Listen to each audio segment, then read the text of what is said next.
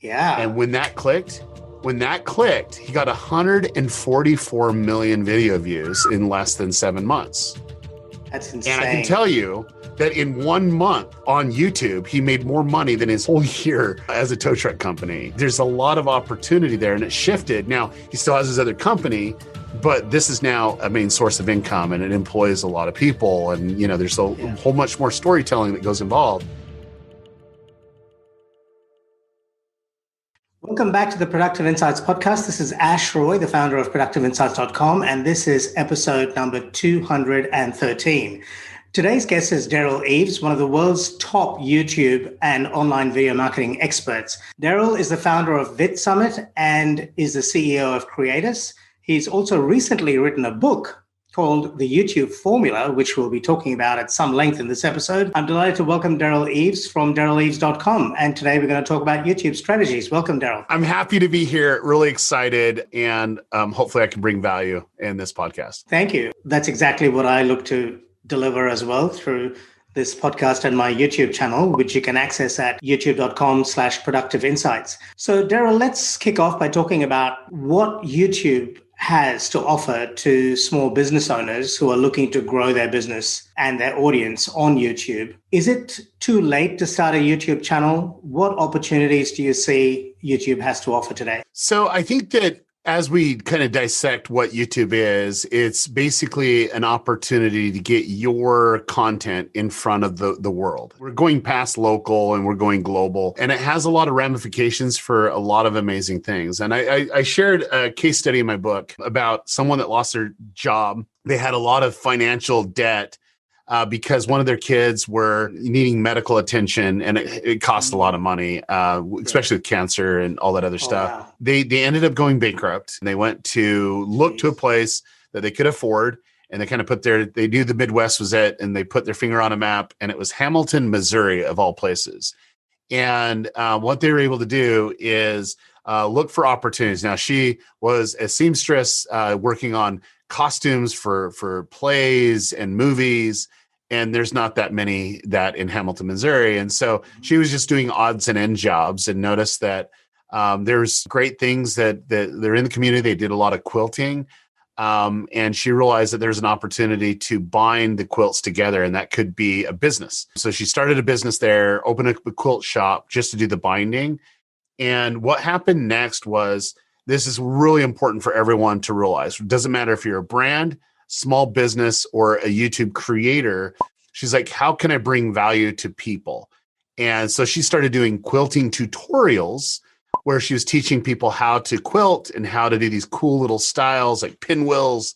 And she was able to showcase it. Well, also in her video, she was selling the material, the cut fabrics that was in the quilts, and it would be on her website that was supposed to be, basically coming out of her store. And what's been great was she was able to pull herself out of going bankrupt to actually having a sustainable business. But she is the number one biggest quilt fabricator, like we're talking with cut fabrics, in the world. Wow. And she pretty much employs half the town of Hamilton, Missouri. And she owns restaurants and hotels because all the quilters that love her on YouTube come to her town. Wow. And they shop in her stores. They eat her food at her restaurants and stay in the hotels. And it all happened because YouTube made it possible for her as a business owner to give value to a potential customer. And they loved her personality, and they loved what she was doing. And they're like, hey, this is really interesting. And it created that cycle of giving people value, but also providing an opportunity for them to buy something.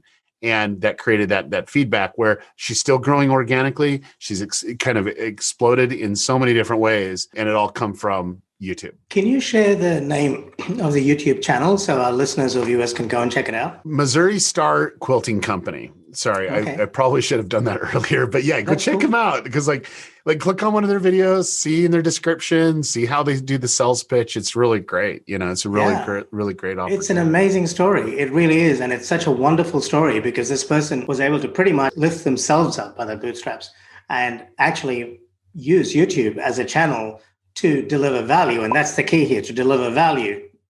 and grow an audience and create a following. This is something I talked to Seth Godin about at length on episode 200, which you can check out at productiveinsights.com/200. I'm sure the journey wasn't easy, though, for this lady. There were quite a few challenges that happened along the way. Could you talk to us a little bit about that and how she overcame them? Because I just don't want to give the impression that you start a YouTube channel and bang, it succeeds. There is a lot of consistency, effort that goes into this. I think the biggest thing is being authentic. And she's like, I can't do this. I can't go out and create videos. Like, I don't have a video face. I got a radio face. But she does. She's so cute. And, she's grandma and she just fits right in, right?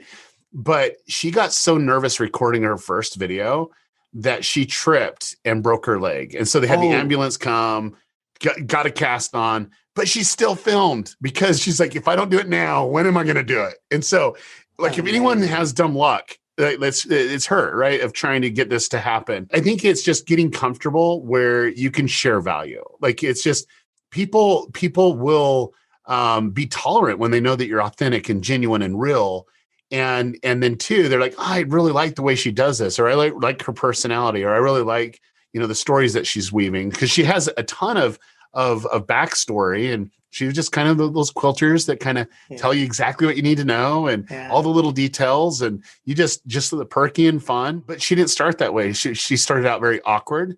Didn't like to be in front of the camera, but it's a skill that can be developed. Anyone can develop it. And that's something that she made a thing, is every video is going to be a better video.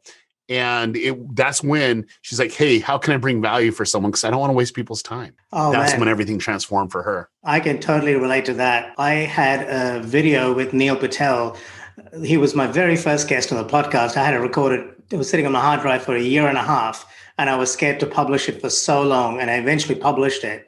I look and sound so raw. It's the very first episode, productiveinsights.com/1. I went ahead and published it. I'm so glad I did, because since then, fast forward 5 years, I've had the opportunity to speak some of the greatest minds in business and marketing. And I feel truly grateful for having stepped into that discomfort. And something that really helped me, and I've heard other people say this too, is if you make it about the audience and about delivering value and try and take the focus off yourself, but make it about the other person, that significantly helps to reduce the level of discomfort. And I think Amy Porterfield and I talked about this in episode 145 as well. Absolutely. I think it's more about bringing value to someone. And this is where the most big disconnect is. I don't care if you're a business or a marketer or a creator. It's like we create content for us and they're going to like it. And we're trying to ram something down their throat. That's not what we need. That's not the way the world is anymore. What it is like, hey, do you know what? I'm going to create a piece of content that I will really love and engage, but I know that this person's going to love it too. Now, if you look behind me, there's this Star Wars poster back here. You can't get a bigger Star Wars geek than me. Like, I love Star Wars. Star Wars is like literally integrated into my life from a young age. But when a creator comes on and disrupts what a viewer possibly would love and just caps it at the knees just because they needed their creativity outlet. Okay, Rain Johnson, like all the videos that they did, but Last Jedi very specifically was very disheartening for a creator, because like I've seen Empire Strikes Back over 1,000 times. Okay, 1,000 times. I saw Last Jedi once. I wanted to walk out of the movie theater, and I'm a hardcore Star Wars fan. So what does that tell you? You got to create content for your audience. And I know that as a content creator, you want to have the freedom to do whatever you want. That's great. But it's valuable to understand what people see as valuable. And how to leverage it, and the power of storytelling that can weave it from there. That's why Mandalorian rocks and Last Jedi actually stinks. It's just because the difference of taking the same audience, but it's helping them see where that value is. You've touched on some very important concepts here. One you talked about is storytelling, and the other you talked about is value, which is something that is going to continue coming up through this conversation. I'm actually currently doing a course with Bernadette Jiwa and Seth Godin on story skills. And I agree with you totally. It is so important to create engaging stories. Now, you've been behind some very successful channels. Quite a few of them have grown to about 1 million subscribers or more. Is that correct? Yeah, I mean, we've created plans for a lot of companies. We've actually had a plan and then executed on that plan to get millions of subscribers. We've done 24 of those, and we've generated about 61 billion video views on YouTube. So yeah, I'd say that we've kind of cracked the code there. I've also worked with bigger creators too, that I don't necessarily say, hey, I've done that, but I've worked with them on their strategy. Is storytelling a big part of this strategy? Yeah, 100%. I do believe that humanity, we're storytellers and we're listeners of story, and we learn through story. And when you disconnect it, where it's just straight information, people will consume it as straight information and they won't come back to watch another video because they got what they needed. They got the value that they wanted. If we weave in story, then we're actually being more memorable. And I can pretty much do this. And I do this with all of my students or people that come in contact with my clients, is I have them trying to recount some of the most memorable pieces of content that they have. And it always has a story wrapped around it. And that's how we remember, is through story. And that's how we engage. And that's what we want to do. We want to weave in a story, regardless if it is, a quilting store that is looking to sell fabric, right? And giving you tips. Like, there's a story behind everything. Yeah. And when you weave that in, then that's where the emotion of connection is. And that's where humans connect with each other, but it helps them remember. And I think the biggest point is, when you actually do amazing storytelling, people will share that message with other people. And that's the best type of marketing out there, is when people organically, word of mouth, say, hey, have you saw this? Yes. Have you been a part of this? And that is all back down to messaging of what your message is, what's your origin story, how are you weaving your storytelling, why you're creating content, the purpose behind that, but also the storytelling in each individual pieces of video. And so I think that's a skill that anyone can develop. I've seen the most awkward people excel in this area once they got over the hurdle of, I'm trying to bring value to that viewer. And the best way for them to learn is by having a story wrapped into it. And so there's story arc, and there's all these setups that's actually happening. And then you get to the climax, and then it's great. It's a great piece of content. And that's where I think everyone tries to overcomplicate it, just to be, hey, I'm not wasting people's time. But if you want to look in your own life, the ones that you remember, that it doesn't matter if it's some keynote on stage or a video that you had, or even your third grade teacher, it's the stories that have you remember, and that remembering has you share with people. That's just the way it is. That's the way humanity is. And we've evolved through stories to some extent. We've passed knowledge from generation to generation using the power of story. So it's hardwired into us. You shared a very interesting story on Clubhouse about a tow truck company.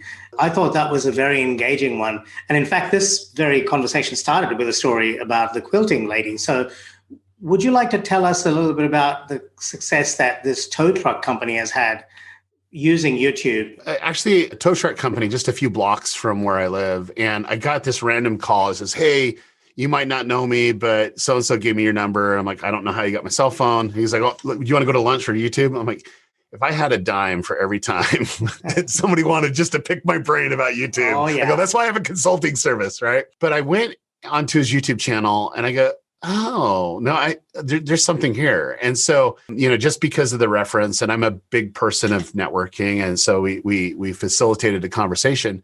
He was basically going out and documenting his rescues. So like when he'd go out and do a tow, he'd just kind of document the rescues, and people were watching it, and he'd get tens of thousands of video views on it. And the difference is understanding where the value's at. And I was talking to him, and you can look up on YouTube, it's Matt's Off-Road Recovery. So he does these off-road recoveries where people get stuck in sand or whatever. But I go, people don't really care the technique of how you got someone out. I know in your mind that's what you think. They don't really care about that. He's like, I don't know. Come on, Matt. And I says, let's kind of break it down. Why are people watching this? Okay. Is everyone going to use that technique? Well, no, never in a million years, unless they're a tow truck company, they're going to ever do that. Like they're going to be stranded. They're going to call you to pull them out. Right. He goes, okay, I see your point. I says, what it is, it's about a group of friends that go out and rescue people. And that is the content. Yeah. And when that clicked, he got 144 million video views in less than 7 months. That's And I can insane. tell you that in 1 month of on YouTube, he made more money than his whole year as a tow truck company. There's a lot of opportunity there, and it shifted. Now he still has his other company, but this is now a main source of income, and it employs a lot of people. And there's a whole much more storytelling that goes involved. Well, he's actually creating a new character in the channel, which is the car, like the recovery vehicle. The first one's called the Banana, and it's a Jeep, and it looks like a banana because it's really bright yellow. Well, he has this Corvair wagon that's like that. He's like literally building it from scratch, and people are going to be so connected to that content. They're already giving it names, and it's all a part of the story, and it's going out, and it's not on its first rescue yet because it's still being built. But they're going to be so emotionally connected to it because they're a part of the story of seeing the witness of a character that's actually created in that content. That's where it is. And like, I think a lot of people struggle with this. They're like, well, my YouTube channel can't be about storytelling. It can't be about that. And I've said, well, I don't know a channel that can't be about storytelling. I think that you just need to really take a step back and say, okay, what are we trying to do here? I don't care if it sells. I don't care if it's developing an audience, getting subscribers, getting views. It's like, take a step back and really look at how can I be a better storyteller in communicating the message that will bring value to that viewer so that they'll go, oh my gosh, this is so amazing. And they're going to think in their mind, 10 people that like the same thing to want to share it. Because humanity, one thing that we do really well is when we like something, we instinctually, like this is like primal, that we have to share it with someone. Because then it's like, somebody needs to be as passionate about this as I am, And so anything Star Wars driven, 100%. I've literally sent 5 text messages to my daughter because she's a big Star Wars geek. We're having a meme conversation in text, but when anything I come across, she's the first one I think about, and the same way when she comes across it. And so you're going to be able to share content that hits to the core to you. And you're going to think of everyone that you think should have that value. And you're going to put it out there. And you mentioned Seth a couple times. I've shared his videos before. Like I was like, oh my gosh, so-and-so needs this. We were just having that conversation the other day. They need to listen to Seth. And that's the truth. That's what humanity is. And so it doesn't matter if you're a quilting company, doesn't matter if you're a tow truck company. It just is storytelling, and when you do it in the right way, it's done at a higher level. And I want everyone, when you get a chance, to look up Mark Rober. He was a NASA and Apple engineer. And he quit that because he literally put a rover on Mars and he developed some of the technology that you have in phones on Apple. And he's a YouTuber. But he was doing that while he was actually working at these other papers, side job. He is by far the best storyteller on YouTube. Like I've seen a lot of them, but he uses storytelling to explain science and it's cool. Wow. And he's getting, 40, 50, 60 million views per video. Wow. And it was just like people really engage with it because he knows how to set it up. He knows how to create that effect that he's really interesting. So like the pandemic was really, really weird for the whole world, right? Well, he was looking out his window one day and says, look, I noticed there's a squirrel in my yard. He made a video about making American Ninja Warrior course for a squirrel because he was bored like everybody else in the world. But he was talking about the science behind it. Like, why wouldn't you want to watch that? Right. And so for me, I just say, take a step back and find a way to better communicate your story and why people should listen to you. And then weave it in of why you're so passionate about this X, Y, and Z. And that will get you closer to your finish line in sales, in marketing, as a creator, audience development, than anything else. Stories are so weaved into our psyche. You mentioned the desire to share. I think we have this innate desire to share with other people because when we were running around in tribes, we survived because of the power of the group and the collective knowledge, the collective strength that we had. So it makes perfect sense to me. But let's make it clear, we're still running around in tribes. Yeah, just online. It's just online, right? And so, we're going to surround ourselves with people that get us, and we can have these conversations that everybody's like, "What's a Pikachu?" Or Pokemon or whatever. You're going to be surrounded by those communities, and you're going to be able to have conversations. So it hasn't changed. Just kind of the way that we gather has changed a little bit, right? It doesn't need to be in person. It's like you could have people that are in, the deepest jungles of South America that are still connecting with us, and they're just kind of connecting with what they're passionate about. So, Derral, can you talk to us a little bit about these storytelling frameworks? And do you cover these in your book? Can you talk to us about some of the key ideas in your book and how it can help somebody to achieve their objectives on YouTube? Definitely covered in the book. It's one of the main sections there of really understanding how to make content that's valuable. Yeah, wonderful. The first thing is to realize in storytelling is time is the most precious things that we have. And you don't want to waste people's time. So you need to be able to package it in a way that leads to more interest as they go along. Mm-hmm. You realize that when someone sees a title and thumbnail on YouTube and says, oh, I'm curious to see what Seth Godin's talking about. Boom, they're going to click on it or whatever it may be. It doesn't really matter, right? They're going to click on it. And their tolerance level is about 15 seconds because they're going to say, is this what I actually clicked on? Is this something that's there? So you just need to hook them in to pull them into the video, right? Mm-hmm. And then once you have that, you have about a minute to prove yourself that their time is not going to be wasted with your content. Right. And they're looking to be educated, inspired, entertained, or all three. They're doing that. They're looking to de-wind or de-stress, right? So you basically have about a minute and a half to fulfill. And you'll see a lot of people that they just lose them, and they lose like 50, sometimes 60% of the people there. Mm-hmm. And the reason why is because they didn't really hook people in to the story. They didn't really pull them into what's actually happening here. And they didn't really validate what was advertised in your title and thumbnail. And so that's where that disconnect is. So you have to have that.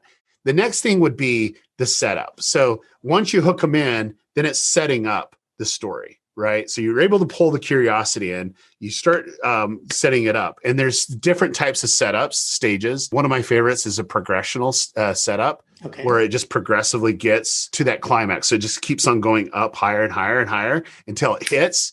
And that's great.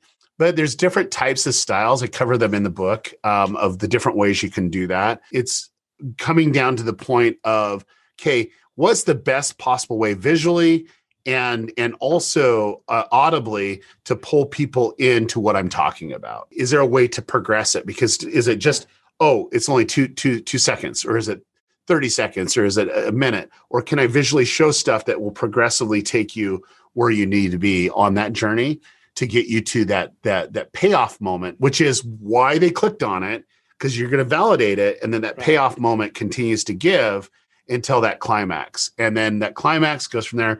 There's another little element that I was actually taught by some creators that did a TV show called The Gush. I like to relate this because this is where I truly do believe once you understand the mentality of great storytelling, people will sit through and endure longer videos. Right. Okay. So I like to explain in the Marvel universe. I'm a sci-fi geek. I love geek out Marvel on shows. superhero stuff. I love it. When we are actually going back to theaters, people would wait at the theaters, even though the credits would come up. And why would they wait?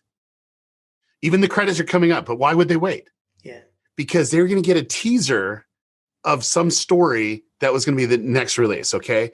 That's the gush. Like, people would wait through 2 minutes or 3 minutes of just VFX credits and then another 2 to 3 minutes of all the other credits that's going on just to get that 30-second, oh my goodness, did you see that? And when they leave the theater, they're so excited because they're like, oh, the Iron Man 2 is coming out and this is gonna be so epic. We saw this scene and this is like introduced here and your mind's going like that. And that's all you can talk about. And people will go back in line just to watch it so they can watch it again. That's the gush moment. And so I've always found that content, it doesn't matter if it's a movie, it doesn't matter if it's a podcast, it doesn't matter if it's a video ad, if they can get that last gush, that last laugh, that last bit of value that was unexpected, that was there, then people will have the tendency to share it. Yes. And that's the shareability factor that I go in detail in the book. We did an ad. I don't know if you've seen it, but it's the Squatty Potty Pooping Unicorn ad. I think Did I have. $42 million in sales. And what it had is it has a gush, which is the first thing you see for the hook, which is you see a unicorn pooping rainbow sherbet ice cream. Who does that, right? Okay, so that's where it starts, right? And then it has the build-up.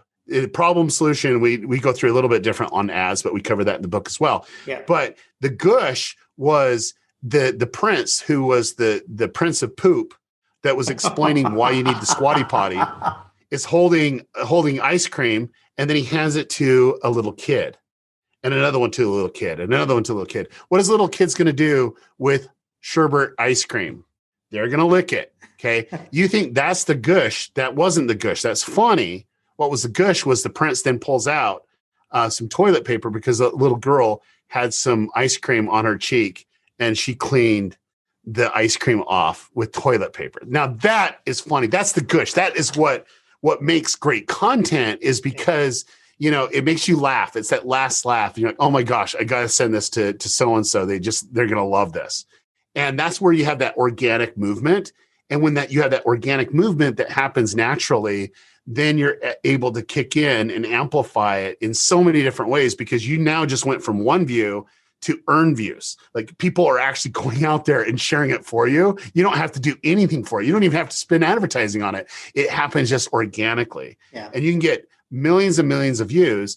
And that's why I'm passionate about the book that I wrote. It's called The YouTube Formula, because that's the formula that you can learn. And I've used it in every scenario. And, you know, we've gotten well over 61 billion video views on YouTube from it. And it's all coming back down to, how do you bring value to someone enough so that you're bringing them into the story and you have that payoff at the end, the gush that we're talking about, where they have to share it. They have to get it out there. They have to watch it again.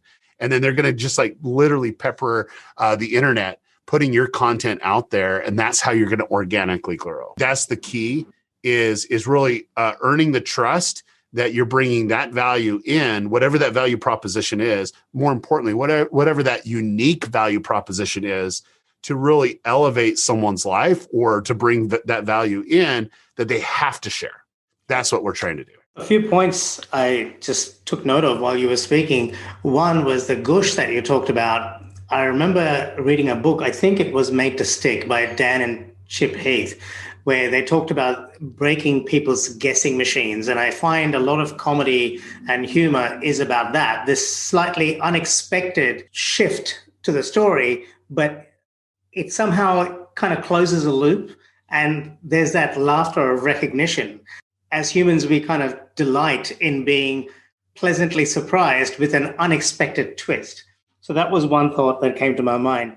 Another thing that I thought about was, you're talking about thumbnails. Would you agree that the thumbnail makes a promise in terms of what the video is going to deliver, but then the video must deliver on that promise, whether it is at the start or at least it must further confirm to the viewer? Literally within the first 20 seconds, because remember, that's the first tolerance level. Like, if you don't really pull that in, then it's a disconnect from what was advertised in that title and thumbnail.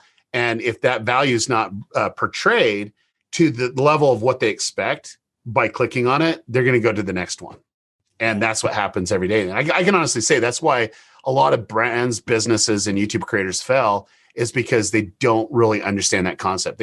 They're creator first, instead of taking your little creator hat off, put it off to the side, and experience how the viewer is going to consume your creation. Because like that is key. And if there's a disconnect, if it's hard to understand, if it's not simple, then they're going to just jump to the next video. Right. And you're only going to get 2 views or 3 views instead of getting millions of views, because you're actually connecting on a deeper level. What do you recommend in terms of video length and whether people should be using TubeBuddy to test thumbnails and stuff like that? I'm actually doing a launch today. For those that want to follow this, 3 years ago, we decided to take a passion project where we wanted to create a TV show. So I'm an executive producer of a TV show. Oh, cool. But we wanted to build a social army, and we needed it crowdfunded because it was going to be well expensive. And so we grew that crowdfund. And it wasn't like, hey, kind of a slap on the back Kickstarter campaign. Yeah. We actually got approval with the Securities Exchange Commission to do a Reg A offering.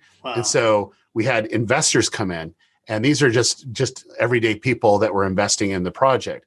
Well, we're launching season 2 of the show, which is self-funded, by the way. We got the first money that we raised broke the all-time crowdfunding record in film and television. We raised over $10 million. Great achievement, Derral. From 19,000 people. And it funded season 1. Well, season 2 was paid for by all the efforts that we did in season 1. And so we're even funding season 3 right now. So it's like, wow. Things are actually happening.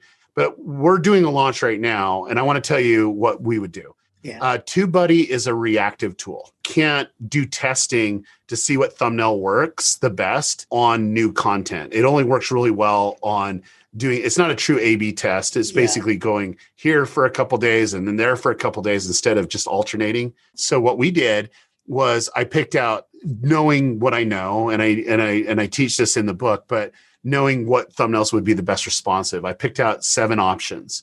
Then we took and went over to Facebook, because if you really want to target something, that's where you need to target it. Okay. We put it on the thumbnail on a video that was somewhat related, and we tested titles and we tested thumbnail combinations on it.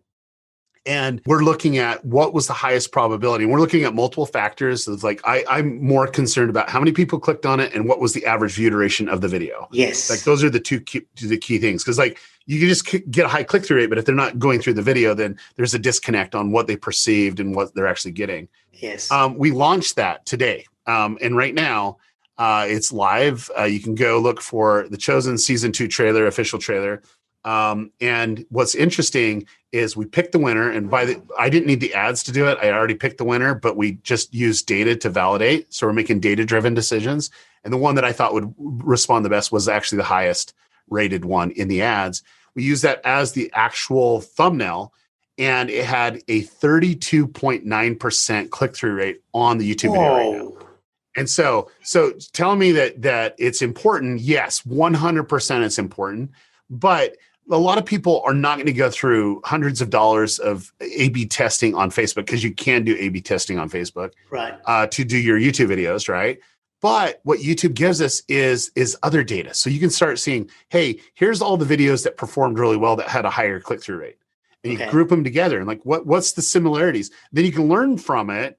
And then you can say, okay, I'm learning, hey, my audience loves these type of thumbnails. What if we replicate it? And then 2, then you can look in real time to see, oh, is this higher than our average, our baselines, right? Mm-hmm. So if it's higher than our baselines, you know that it's something that's responding really well. I truly do believe it's more what would get you to click, and then 2, how do we actually enhance it? And I think that's a skill set that anyone can learn, but you got to be a student of how to improve.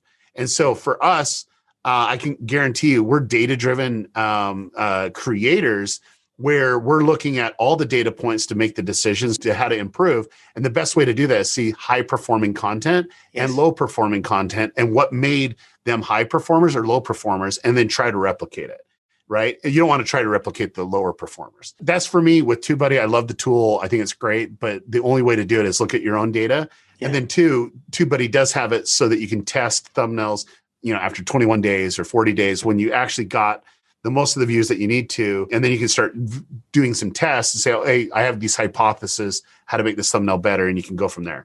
Now, your other question is probably the best question you could have asked me all day, which is how long? This is something that I am passionate about. When we made the Squatty Potty Pooping Unicorn ad, it was 4 minutes.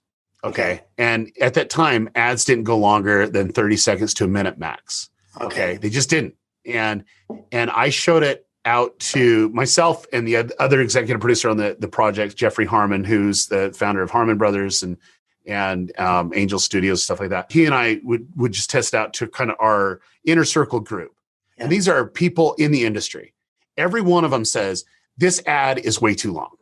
Right. And my thing was, okay, I trust you, but why are you saying that? Yeah. And they're like, well, no ads like this. Like, this is not like normal ads are like a minute. Like you're doing like 4. Like, come on now. And so we decided to ramp it up a little bit. Okay. Yeah. So we brought it down to like 3 minutes, 40 seconds.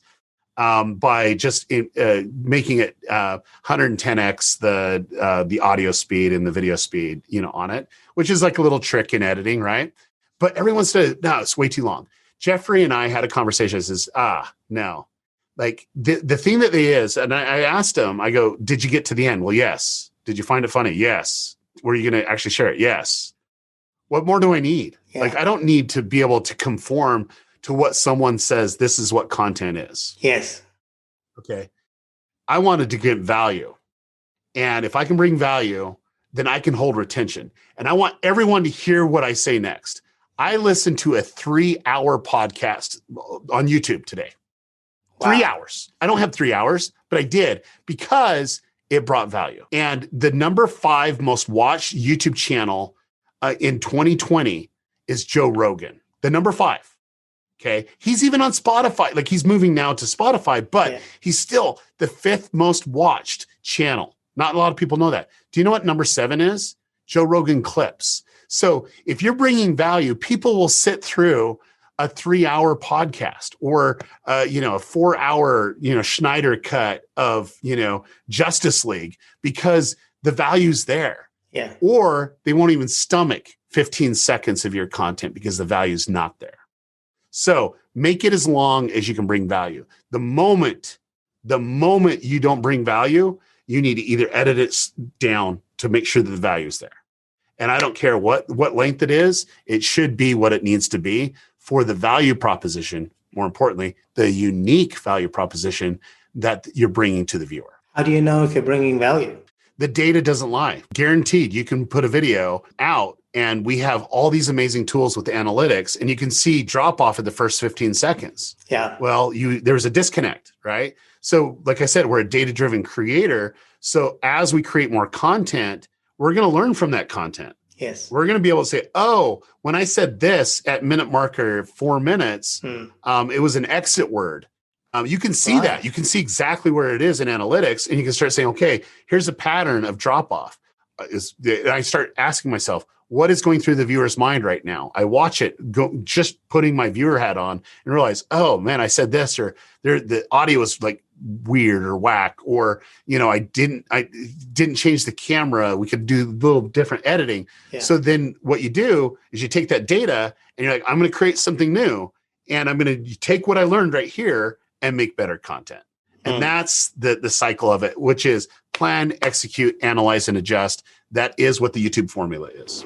That's brilliant. You just said something that really clicked for me. Watch the video as if you were the viewer. That's a great little tip there. In terms of creating content that resonates then, do you recommend repurposing content? Like, take, for example, my YouTube channel. It has, on average, 35 to 40 minute long conversations like we are having now. I don't know that there's a lot of story in them, and I'm learning a lot as you're speaking, but I'm thinking to myself, perhaps I should be splintering some of the content and maybe weaving some story around it with effects, video effects, or maybe even just narrating a story. Say, for example, I talked to Seth about empathy in marketing and how it's lacking to a large extent and how important it is. Right. Maybe I share a bit of a story on empathy, and then I say, let's hear from Seth Godin, hear what he has to say. And now let's hear from Neil Patel and see what he has to say, and kind of try and make a bit of a storyboarding thing around it. Do you recommend doing that and cutting the videos down to 10-minute segments rather than 30-minute long videos? This is where probably I am the most passionate about, because this is where I get asked a lot from brands. They spend a lot of money and time. And like, I have this amazing talk that I did, and I'm doing from there. The difference is the intent of the video. And I think the essence of it is, what is the intent of the piece that you're creating? Now, I think you can weave it where you'd have to fill something different. So, okay, I've had a lot of conversations over with Seth Godin, and you know what? He brings so much value. And in today's video, I'm going to give you 5 tips that Seth gives to help you be, more creative, or whatever that thing is. Right. Then you can break the segment because you just set it up, right? And then I think that's the whole essence. I personally don't like to do that because I think that there's a disconnect. If something's made for a specific medium, then it's connecting because the intention is for that medium. Gotcha. And there's always try to people like, oh, I got all this amazing content. I'm going to put it out there this way. That's fine. Just know that you're not going to get the same results if you were making a piece of content that was meant for a viewer on YouTube versus someone that was on stage in Santa Barbara or something like that. So, I mean, there's the disconnect, but it can be done. I think podcasts is the most beautiful way to do it because it can be done if you do it with video setting and stuff like that. And then two, just knowing, oh, the clips would be great because you get those little sound bites that are perfect, that have its own video essence of bringing storytelling in there. And then it can kind of pull them into the longer form if they want to listen to the longer form. So the intent really comes back to the audience. How do I deliver value to the audience? Yeah. How is the audience going to receive this? You really need to step into the audience's shoes and think from their perspective. Derral, I've ordered the book and I can't wait for it to arrive. I'm really looking forward to seeing it and applying some of the strategies you share in the book. How do our listeners get access to that book if they want to buy a copy? So you can pretty much go to any book retailer and buy it. If I was buying it, I'd probably buy it through ytformula.com because there's some bonuses and extras that we go from there. I wanted to do a little bit more added content. Like there's hours and hours and hours of the person that wrote the foreword. His name's Mr. Beast. He pulls in, 500 million video views a month. I've been working with him for 2.5 years. Thus, that's why I wrote the foreword. But we also use some case studies in the book as well. Him and I, we did like a 4-hour training and we went through all the different aspects. You only get that if you go to ytformula.com. Cool. And the only reason why is because for me, like anyone can buy the book anywhere and you can find the value. But if you want to get more closer with me and the stuff that I have going on, that's the best place because you can get tens of hours of content training outside of what the book is that reinforces it. And one thing I do want to say, because I'm a consumer of book, I read anywhere between 75 to 94 books a year. Wow. I look for case study. This is chock full of case study because if not, it's a theory, right? And if I only did it once and I can't replicate it, that's not a system. That's not a formula. A formula is when you're able to prove it with yourself and then show that it can work with the other verticals and niches. This book is chock full of case study of people that I taught the formula to. They executed it on in all the different niches and aspects of it, whether it's small business, brands, or creators. And you're able to see the results of that. And so took a lot more time doing it that way. But you know what? When you have a case study, there's just no debate. Like it works. One of the biggest things for me is seeing people right now tweet says, oh my gosh, I just did this one little thing that I was missing and I learned it in the book. And then I see their channel just taking off or a video just taking off. And they're grateful for that. And like, for me, that's the best thing as an author, but more importantly, as a mentor, helping people, on that journey. Cause I've been on YouTube since 2005. And I can honestly say I did 61 billion video views on YouTube. 1 billion was just dumb luck. I can't take credit for that. 60 billion wasn't dumb luck. It was replicating what we learned from that dumb luck billion. I love case studies. I did a lot of them during my MBA and I find them to be very useful. It also allows the viewer or the reader or however they're consuming it to put themselves in the place of the person who is the subject of the case study, visualize themselves getting that result as well. So that's awesome. And I got the book from ytformula.com. I also will link to that in the show notes of this episode, which you can access at productiveinsights.com/213. Last question. What are the key action steps you recommend someone takes if they're listening right now or watching right now to get started with growing their YouTube channel, and how do they get in touch with you? Yeah, I think the biggest thing is know who you're creating content for, set goals and expectations of what you're looking to accomplish. Brilliant.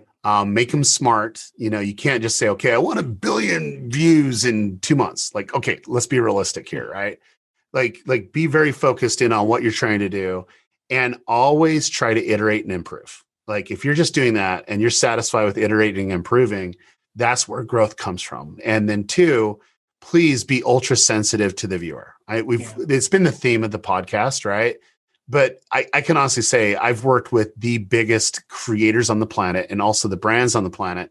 And sometimes they're not as sensitive enough to the viewer because that viewing experience is so important. As top of the funnel as you can get. If you want them to come down that funnel, that they need to be able to say, okay, this is great. And then that earned trust coming from earned value that's proposed in that video, that's how they get deeper and deeper into your content where they cannot miss a video. And then doing consistency, like being very consistent in, I'm going to always put out videos and I'm always going to analyze it in a way that I can improve. And doing that consistently, you cannot fail. You can't, because if you're always iterating off of, hey, I did this wrong, I did this right, let's test this out, or here's an amazing thumbnail, here's a bad thumbnail, let's do less bad thumbnails and more amazing thumbnails, you're going to just improve. And that's where you can get high click-through rate percentages, you can get longer retention and so on.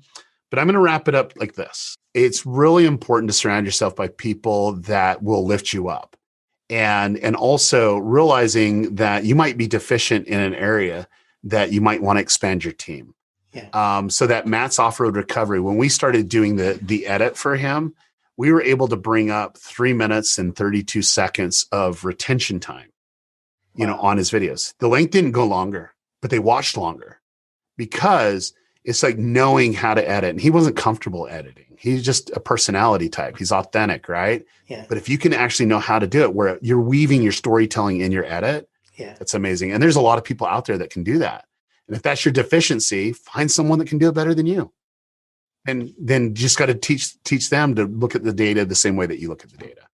And then lastly, the data doesn't lie. Make data-driven decisions.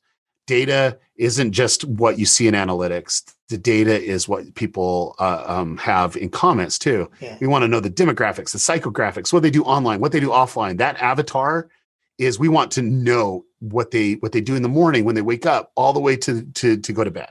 Yeah. We want to know what they consume, who they hang out with, what other things that they're passionate about, because there's a lot of similarities that happen. And if you start weaving that stuff into your storytelling, then you're connecting on a deeper level that you can't even imagine. And I think that's something that everyone can really look at and analyze. And the best way to do that is go into the comments, see what you're seeing in the analytics is actually true of what people are saying. As you're meeting people out in the space, they'll tell you about it. They'll talk about what they love, what they don't love, and just having that as validation points. And then also knowing that they're not alone. There's other people like them out there. Yeah. And just really look at that multiplication factor that's there. And Derral, you said keep testing. Is there any such thing as producing too many videos as part of the testing process? Testing should be a part of your creation. So like every video is a test.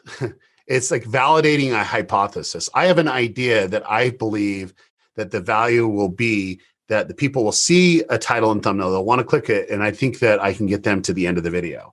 Yes. And that's a test every time you put out a video. So whether you do it once a week, once a day, once a month, it's just like, can you actually improve the quality?